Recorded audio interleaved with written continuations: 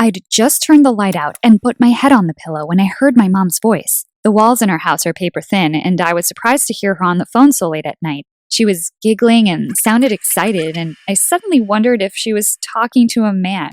After the divorce, she hadn't dated anyone, and maybe this was exactly what she needed. I was almost asleep when I heard her say something weird, and suddenly I wasn't so tired anymore. I don't think one will be enough. I'd like to adopt 3 if that's okay. Can I come and get them tomorrow? I'm so excited. What did you say the youngest one was called? Monty? What a cute name. I couldn't believe what I was hearing. My mom was adopting 3 kids? I mean, I could understand if she wanted to adopt a cat or a dog or something, but 3 human beings? Wasn't one enough?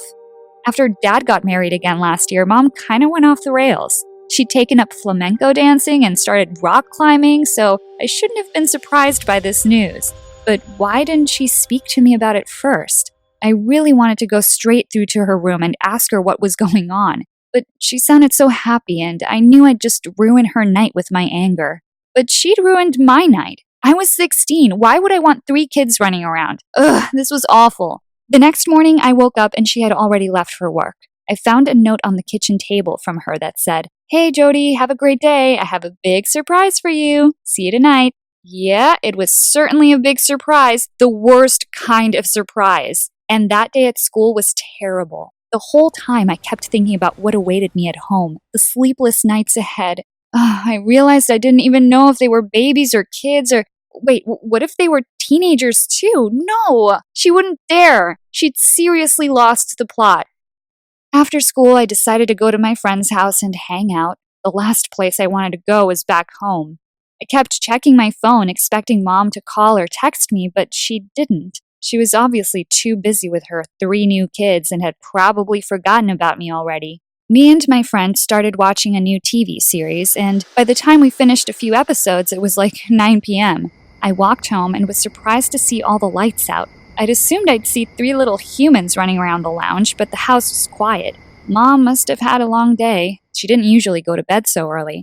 I was so tired too, after my sleepless night, so I went straight to bed. So much for a surprise. Maybe she changed her mind when she realized she wasn't up for changing diapers again. I talked to her about it in the morning and tried to get her to come to her senses, but I'd left it a little too late for that. I fell asleep really quickly, but after a few hours, I felt something cool on my pillow. I turned around to face the other way, and then I felt this weird pressure on my neck. I figured it was my blanket, so I pushed it away, but then it got tighter. I started to panic. Was I dreaming? I reached out for my lamp and turned it on in a panic. I was definitely awake. This was no dream. As soon as the light came on, I realized it wasn't my blanket around my neck. It was something cold and slimy, and it was moving. I screamed at the top of my lungs. I screamed so much I probably woke up the whole street. Around my neck was a snake. And it wasn't a tiny garden snake. It was a full-on python, and it was huge. I couldn't get it off my neck. I tried to pull it off, but its tongue was right by my ear, and it was hissing at me.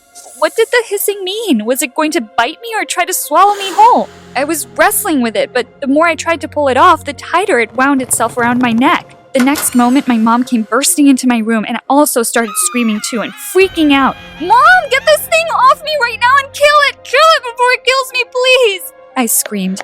My mom didn't say anything. She just ran towards me and lifted the snake off my neck and let it slither up her arm, then ran out of the room.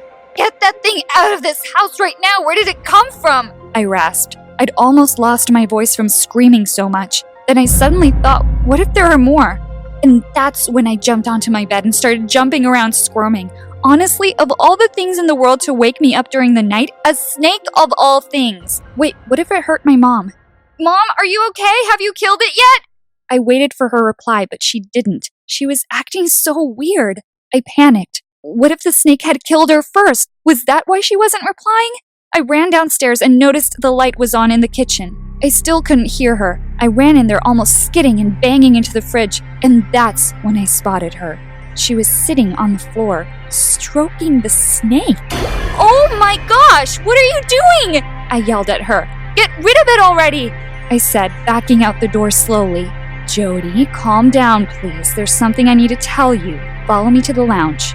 "Mom, I'm not going anywhere with you and that creature," I shrieked. I was properly shaking. Mom turned on the light in the lounge, and that's when I spotted it. A huge glass tank sitting by the window. I gasped. Surely not. Honey, I told you I had a surprise. Please don't be mad. I know I should have told you beforehand, but I just couldn't wait. Allow me to introduce you to Monty, Noodle, and Cuddles. I believe you and Cuddles already got to meet. He's not called Cuddles for nothing, you know. Then she laughed. She laughed! Was my mom sick in the head? 3 snakes! And then it clicked.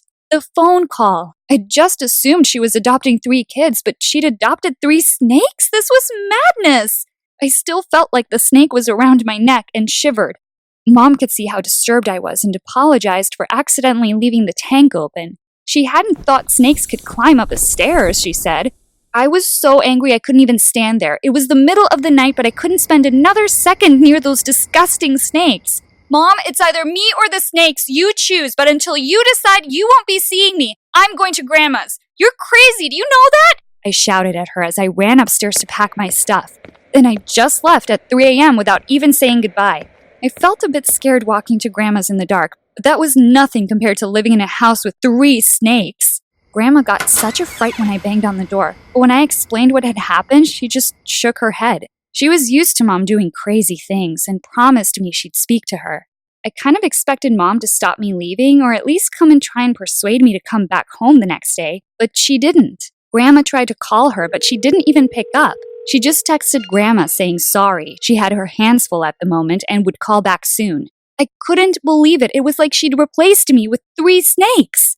One afternoon, I got home from school and was sitting at Grandma's dining table doing my homework. Something caught my eye and I looked up and I could not believe what I was seeing. Walking down the street was my mom and the 3 snakes. Yeah, seriously, she had 2 wrapped around her neck and 1 curled up on her shoulder. I stared in shock, my mouth wide open. I noticed the lady across the street had also spotted my mom, but she wasn't just staring, she was screaming, and I saw her run inside her house. Mom glanced towards Grandma's house and I ducked. I didn't want to speak to her, and I definitely didn't want those snakes anywhere near me. For the next few days, the same thing kept happening. And then one day, I used Grandma's binoculars and took a closer look. I almost dropped them when I realized what I was seeing. Each of the snakes had little hats on. Little pointy woolen hats. Okay, it was official. My mom was crazy. This couldn't go on any longer. That night, I walked over to her house and I was about to go in when I saw a pest control van parked in the driveway. I waited at the side of the house for them to leave. Eventually, 2 men came out and I heard one of them saying, "They're harmless at least, but I'm not sure about that woman. Did you see the way she looked at those snakes? And don't get me started on those hats, she's a nutter." Then they laughed and climbed into their van and drove off. I ran into the house and Mom was sitting on the sofa crying with all 3 snakes on her lap. She saw me standing there and apologized, wiping away her tears and quickly put the snakes back into their tank. Suddenly, it annoyed me that people thought my mom was a nutter. Even at school, the son of the woman who lived across from Grandma had started calling me Snake Girl. I guess I'd also thought my mom was crazy though, but she wasn't crazy, she was just crazy about her snakes. To me, they'd seemed disgusting, but now, seeing her here crying because pest control had tried to come and take them away from her, I realized how much they meant to her. Some people like dogs, and then there's people like my mom who just happen to like snakes. There was nothing I could do about it. I could keep living at Grandma's, or I could suck it up and come home and find a way to love these snakes as much as my mom did, even if Cuddles hadn't exactly made a good first impression. Jody, I miss you so much. I love these snakes, but if it means you'll come home, I'll get rid of them, okay? Please just come home, baby. Wow, I wasn't expecting my mom to say that. I thought about it for a few seconds, and then I did something totally out of character. I went over to Mom, picked up one of the snakes, and let it slither up my arm. Mom stared at me in disbelief and started grinning. "So does that mean I can keep them?" she said, laughing. And that is how I found myself living with 3 snakes. I won't lie, I'm still seriously afraid they'll come to my room again, but I bought the biggest padlock in the world, and every night before bed, I make sure they're properly locked up. Mom is seriously obsessed, and now I just have to laugh about it all. The other day, she put them on her head and pretended to be Medusa and started chasing me around the house. Honestly, she loves those snakes. She even created an Instagram page for them, and she has so many followers. People really love the little hats she's made for them, and we've joked that she should turn it into a business. hats for snakes. Who knows, maybe it'll be the next big trend. Cuddles is my favorite. He is actually quite friendly, but I won't let him anywhere near my neck. I'm not ready for that again. What do you think of my story? Please share your comments and don't forget to like this video and subscribe to the channel for more stories.